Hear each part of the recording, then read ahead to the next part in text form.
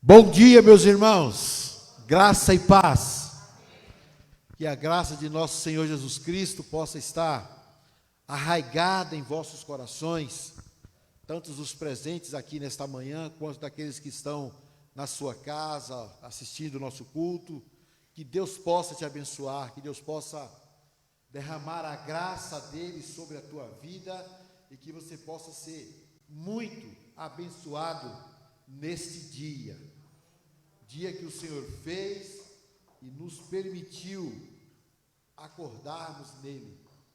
Irmãos, talvez a gente não perceba, mas é um privilégio você acordar. Quantos não levantaram da cama hoje? Ou quantos não podem levantar da cama hoje? Por doença, por algum problema que o aflige, e não pode se levantar. Talvez por uma enfermidade, por uma deficiência física, mas você está aqui. Você conseguiu levantar, você conseguiu ir ao banheiro, você conseguiu lavar o seu rosto, você conseguiu tomar o seu café, e você está aqui. Amém? Então agradeça a Deus por isso. Nós temos inúmeros motivos para agradecer a Deus, e um deles é estarmos vivos, é estarmos em sua presença. Nós queremos apenas lembrar os irmãos do que nós estamos já retornando às nossas atividades normais, e que a partir do dia 1º de novembro, vai ser o primeiro domingo de novembro, o nosso culto começa, as nossas atividades começam às 9 horas da manhã, com a escola bíblica, com o professor Bruno, aqui, trazendo temas aí maravilhosos. Quem já assistiu às aulas do Bruno sabe que ele é caprichoso nos slides, ele é caprichoso nas colocações, das pesquisas que ele faz, então é muito bom. Então, 1º de novembro, cultos e EBD, estaremos já trazendo, e às quartas-feiras também, os nossos cultos de oração também volta. Precisamos orar em grupo. Eu sei que cada um dos irmãos, assim como eu, tem feito suas orações, suas devocionais, e isso é indispensável na vida de cada cristão. Você não pode ficar sem orar, sem agradecer a Deus, sem fazer aquilo que você sabe fazer, que é orar. Porque você sabe que quando você ora, você está falando com Deus, você está conversando com Deus. Quando você ler a Bíblia, é como se Deus estivesse falando com você, porque a Bíblia é a palavra de Deus. Então, quando você lê a Bíblia, você tem as instruções dos céus para a sua vida, para o seu coração. E você ora com Deus quando você coloca as suas necessidades, quando você coloca aquele anseio do seu coração, quando você coloca o seu filho nas mãos de Deus, quando você coloca a sua família, quando você coloca a sua própria vida nas mãos de Deus, quando você pede a proteção de Deus. Então é preciso realmente estarmos conectados para podermos fazer todas essas coisas. Queremos agradecer a presença do Luiz, né, amigo do Márcio. Tem um cabelinho meio punk ali, eu gostei, viu? Se eu tivesse cabelo, eu deixava assim também. Mas legal, seja bem-vindo, Luiz, Deus te abençoe, viu? Marcinho fala muito bem de você, então se o Márcio falou, está assinado embaixo. Tá certo? Seja bem-vindo em nome de Jesus. Meus irmãos, nesta manhã eu quero pensar com os irmãos num dos salmos, talvez um dos salmos mais conhecidos, ou talvez um dos salmos mais lidos em todos os tempos. Toda a escola bíblica dominical, quando tem aquelas gincanas, geralmente o Salmo 23 é um dos salmos que é colocado para ser decorado, para ser lido e para ser falado, né? Então, o Salmo 23, já está na tela o primeiro versículo, nós vamos ler juntos aí, os irmãos acompanham aí a leitura. Então, esse salmo, ele diz assim, ó: o Senhor é o meu pastor e nada me faltará. O Senhor é o meu pastor e nada me faltará. Me faz repousar em pastos verdejantes. Ele me faz repousar em verdes pastos e me leva para junto de riachos tranquilos ou águas tranquilas. renova as minhas forças e me guia pelas veredas da justiça. Assim ele honra o seu nome. Mesmo quando eu andar pelo escuro vale da morte, não terei medo, pois tu estás ao meu lado. Tua vara e o teu cajado me protegem. Ou seja, a tua mão e o teu cajado me protegem. Esse versículo aqui, meus irmãos, para mim é um dos versículos mais bonitos desse salmo. Quando o salmista, ele escreve assim, ó: preparas um banquete para mim, na presença dos meus inimigos, unges a minha cabeça com óleo, e o meu cálice transborda. Ele fecha esse versículo, dizendo: preparas um banquete para mim, na presença dos meus inimigos, e o meu cálice transborda. Que o Senhor possa abençoar essa palavra em nosso coração. Feche os seus olhos, mesmo sentados, você também na sua casa, feche os seus olhos, vamos orar a Deus e dizer assim: Pai, nós te agradecemos porque o teu amor é tão grande, que ele ultrapassa tudo aquilo que nós conhecemos, ele ultrapassa tudo aquilo que nós pensamos em proteção, e nós te agradecemos porque estamos debaixo da tua proteção, e porque obedecemos o comando do Senhor, nós conseguimos alcançar os mananciais de águas tranquilas. Mesmo em meio a aflições, o Senhor tem nos conduzido. Abençoe a tua igreja, abençoe o teu povo nesta manhã. Nos abençoe porque nós precisamos do Senhor. Em nome de Jesus. Amém. Assentados ainda como estamos, como eu já disse, o Salmo 23, talvez ele seja um dos salmos mais lidos de todos os tempos. O Salmo 23 era conhecido como o Salmo do Bom Pastor. O Salmo que traz a ideia do bom pastor, ou que retrata a história do grande pastor. Davi, ao escrever o Salmo 23, ele está certamente usando a sua própria experiência como pastor de ovelhas. Um menino jovem que começa a cuidar do rebanho do seu pai e que enfrenta várias dificuldades lá no campo, com urso, com tempo, com leões, e ele vence todas as batalhas. E quando Davi, depois de passar por toda a sua experiência como rei, como líder de uma nação, Davi agora senta para escrever este salmo. E eu fico imaginando se Deus pegasse cada um de nós aqui, e não existisse o Salmo 23, e Deus falasse assim: escreva um salmo exaltando a minha pessoa, baseado na sua experiência, baseado na sua profissão. Imagina agora como é que você começaria escrevendo esse salmo. Então Davi, ele usa a sua própria experiência como pastor, porque ele sabia que no campo, as dificuldades que tinha, as intempéries do tempo que acontecia a todo tempo, e ele começa dizendo assim, ó: o Senhor é o meu pastor. O Senhor é o meu pastor, e nada me faltará. Esse salmo, conhecido entre os teólogos como a pérola dos salmos, talvez um dos salmos mais bonito, e por ser o mais lindo cantado em todos os tempos. E geralmente entendido que a figura do pastor e a ovelha é mantida do princípio ao fim do salmo, mas que dentro deste belo salmo encontramos outras verdades que nos faz refletirmos o quanto Deus é grandioso, o quanto Deus é maravilhoso e o quanto Deus está disposto a nos abençoar, o quanto Deus está disposto a nos proteger. Essa semana, nós começamos a semana no domingo, à noite. E aí, segunda, terça, quarta, quinta, o Senhor te livrou, o Senhor te guiou por veredas que você não sabia, dos perigos que estavam te esperando.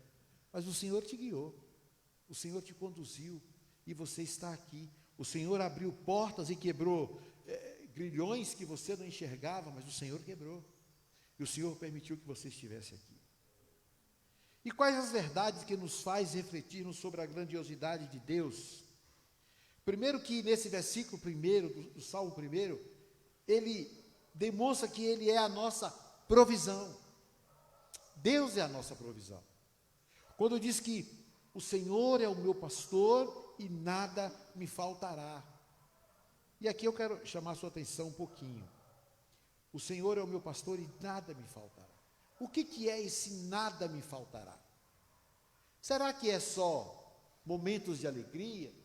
Será que é só momentos financeiros? Será que são só situações financeiras, coisas boas?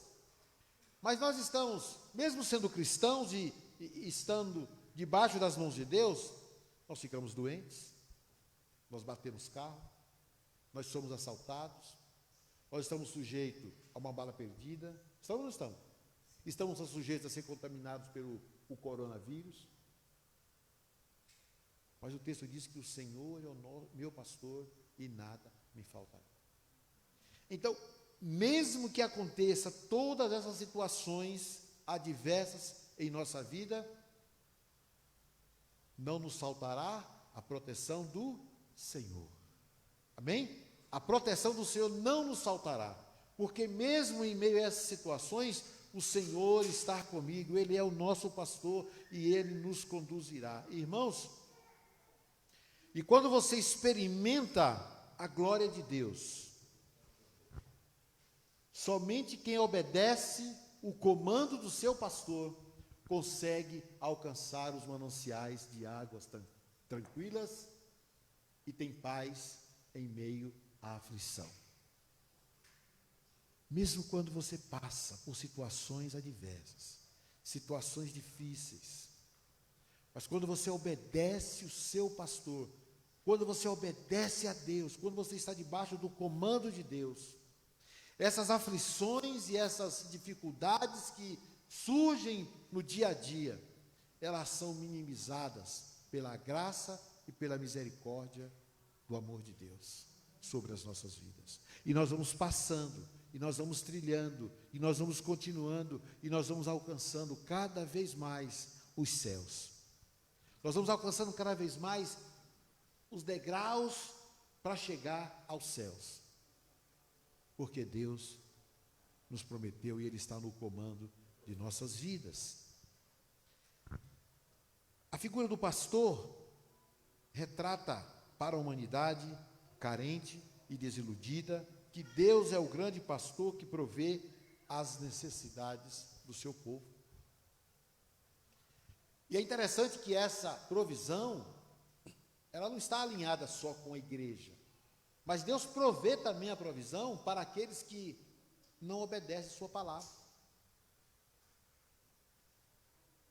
O livro de Provérbios, Salomão vai dizer que o sol nasce para todos, que a bondade do Senhor, ela é para todos, mas a salvação é para aqueles que obedecem a sua palavra.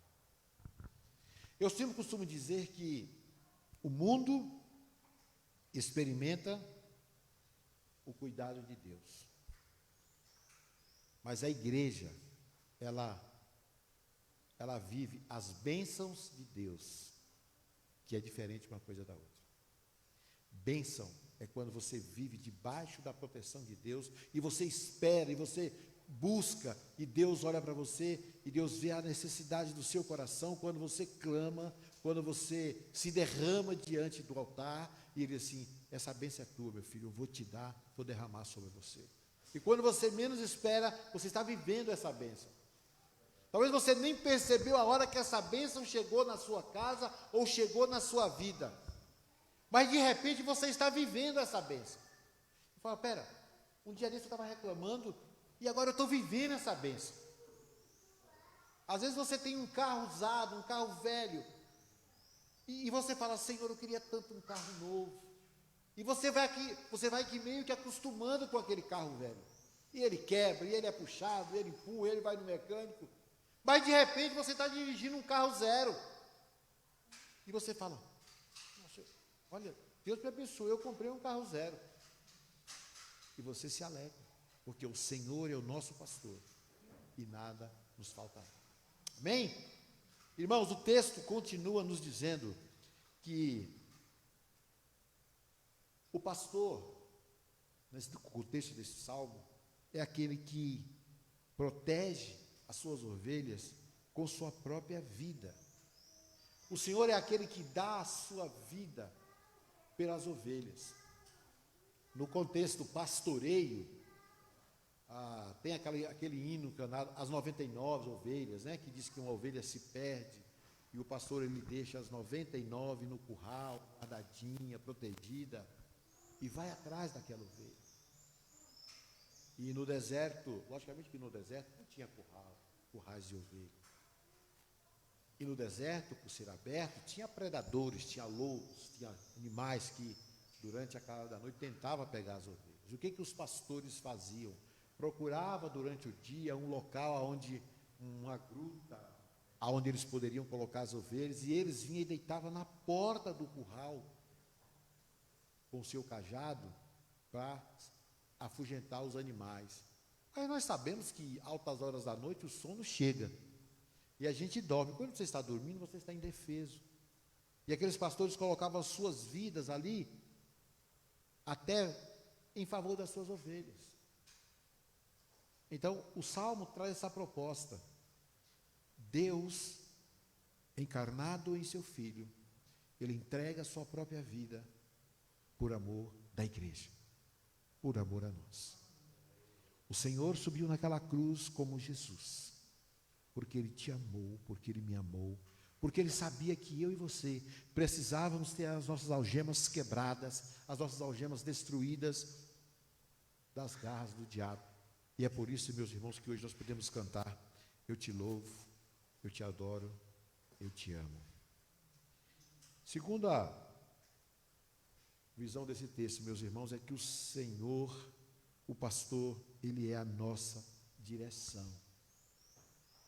Você pode voltar ao versículo 4, por gentileza?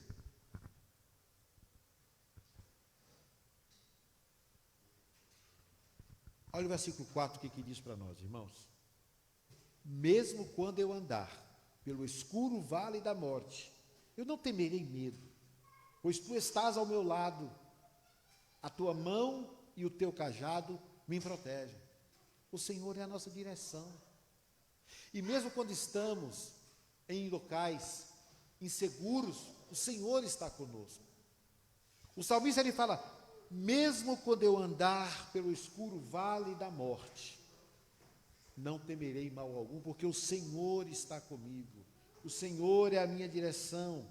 Esse versículo 4, ele nos faz pensar como caminhávamos e como caminhamos hoje. Ele nos faz pensar, quando diz lá, quando a Bíblia nos diz que nós andávamos em trevas, e o Senhor nos resgatou das trevas, e hoje nós andamos em luz, andamos ao seu lado. Então esse versículo 4, ele nos faz pensar que Ele nos tirou das trevas e das sombras da morte e quebrou as nossas cadeias. Aquela aflição que antes vivíamos, aquela incerteza que antes nós tínhamos, o que vai acontecer comigo quando eu morrer? Talvez as pessoas nós pensávamos assim: nós vamos morrer e tudo acabou. A morte, a vida acaba com a morte. E não é verdade. Hoje nós sabemos que a vida não acaba com a morte, mas a vida, ela continua. A morte é uma passagem onde nós vamos encontrar com o Senhor Jesus. A morte é um passaporte para os céus, onde nós vamos ter um encontro com o Senhor Jesus, aqueles que já têm o seu nome escrito no livro da vida e que já experimentaram essas benesses, que já experimentaram passar pelo sangue do Cordeiro. Jesus é a nossa salvação. Terceiro ponto desse texto é que Jesus ele é a nossa comunhão. Olha para o versículo 5, meus irmãos. Versículo 5, quando diz que ele preparas uma mesa na presença dos meus adversários e unges a cabeça com óleo e o meu cálice transborda. Preparas um banquete para mim na presença dos meus inimigos. Unges a minha cabeça com óleo e o meu cálice transborda. Você já pensou?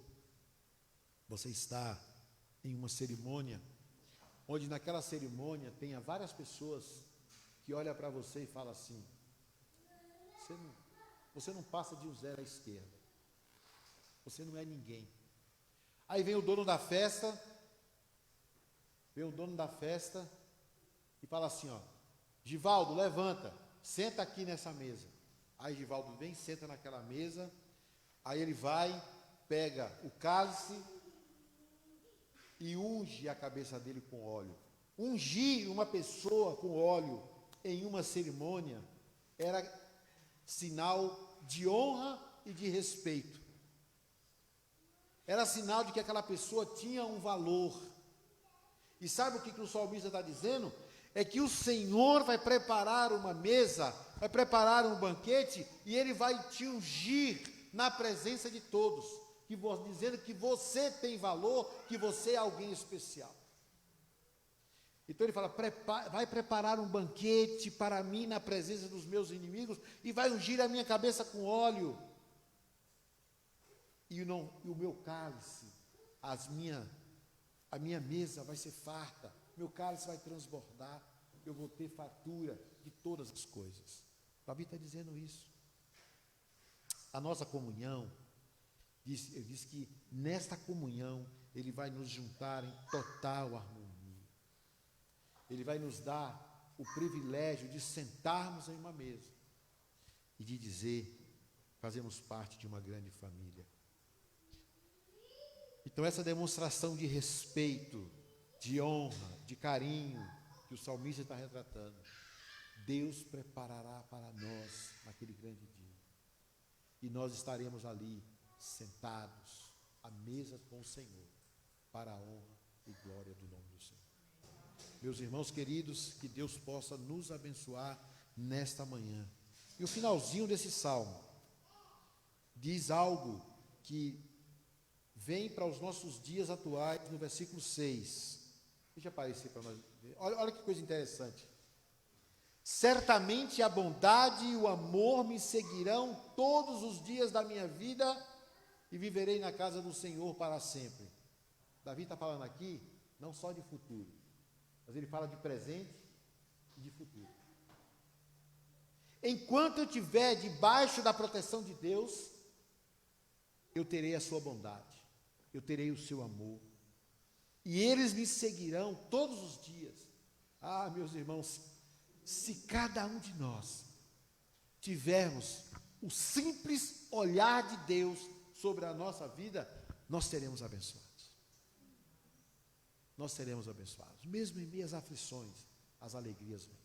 O choro vai durar uma noite, mas a alegria vem pela manhã, porque o Senhor está conosco. Que Deus nos abençoe, queridos.